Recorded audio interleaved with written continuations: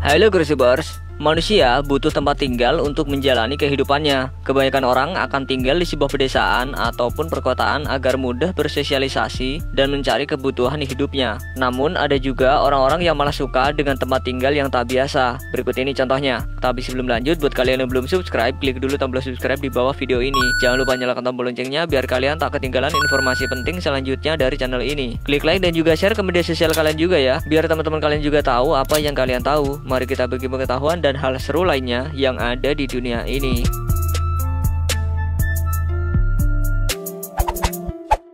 Pulau botol plastik. Seorang arsitek bernama Richard Sowa membangun sebuah pulau sendiri menggunakan lebih dari 150.000 botol air daur ulang. Pria berusia 61 tahun itu sangat nyaman dengan tempat tinggal yang dibuatnya. Bahkan ia sudah menempati pulau kecilnya sejak tahun 2008 lalu. Pria yang juga seorang seniman di Inggris ini pertama kali membuat tempat tinggal terapung pada tahun 2005. Dengan bantuan seorang tukang kayu, Sowa membangun landasan kokoh untuk pulau sepanjang 25 meter yang bisa menahan badai itu. Setelah 7 tahun bekerja keras, akhirnya Pulau Joixi berdiri dengan sebuah rumah 3 lantai yang terbuat dari kerang. Rumah tersebut memiliki kamar tidur, dapur, 3 kamar mandi, dan mesin cuci bertenaga gelombang. Sebuah kabel 30 meter pun terhubung ke pantai dan menyediakan listrik tenaga surya, air, dan akses internet ke pulau yang dibuatnya. Pulau mengambang ini hampir memiliki semua yang dibutuhkan. Untuk makan, Sowa sengaja menanam pohon, buah-buahan, dan tumbuh-tumbuhan yang dapat ditanam di pasir dan tanah.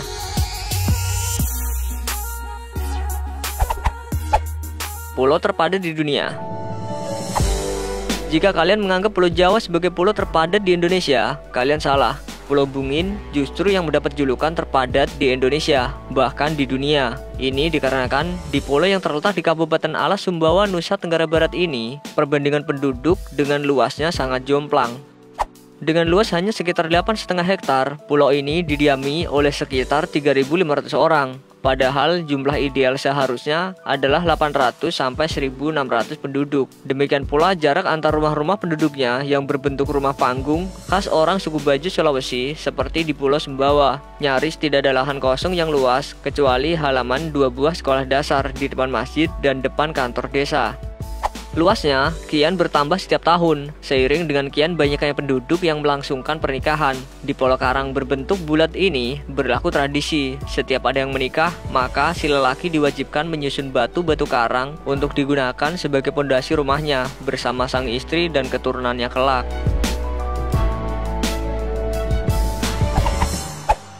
Pulau alang-alang.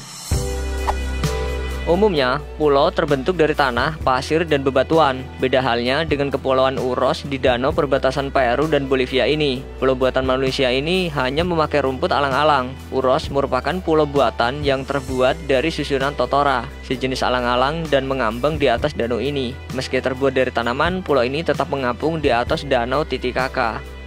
Di atas danau Titicaca ini mengapung sekitar 44 pulau. Setiap pulau ini juga disebut sebagai desa Uros karena memang hanya memuat satu desa. Setiap desa biasanya terdiri dari 8 kepala keluarga. Sehari-harinya mereka melakukan aktivitas di atas tumpukan alang-alang ini.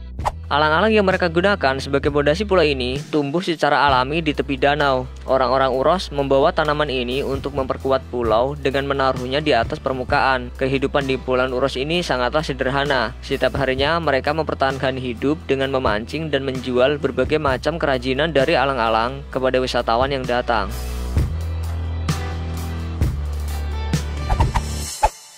Perumahan tanah liat.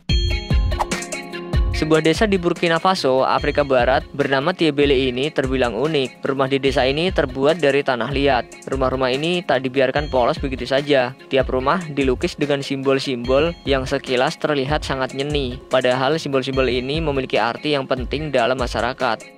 Selain terbuat dari tanah liat dan penuh simbol, rumah di desa ini juga punya satu ciri khas. Kalau diperhatikan, pintunya dibuat sangat kecil. Ukurannya hanya setengah dari pintu biasa. Rupanya, pintu yang kecil ini menjadi bagian dari keamanan. Menurut mereka, pintu yang kecil menjadi perlindungan dan keamanan keluarga di dalam rumah. Jadi tak sembarangan orang bisa masuk. Hal terlarang di desa ini adalah memakai baju berwarna merah dan membawa payung. Kedua hal tersebut hanya boleh dilakukan oleh masyarakat yang dianggap bangsawan. Traveler yang datang ke sini dan melanggar kedua hal tersebut akan dianggap menghina tuan rumah desa.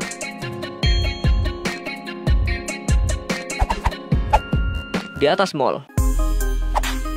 Banyak yang belum tahu kalau di atas Mall of Indonesia atau MOI yang ada di Kelapa Gading, Jakarta ini ada sebuah perumahan elit yang bernama The Villas. Suasana perumahan di sini tidak jauh berbeda dengan perumahan biasa yang berdiri di atas tanah. Hanya saja jika kalian membeli rumah di sini, kalian tidak bisa membeli tanahnya karena tanahnya numpang dan bersertifikat hak guna bangunan saja.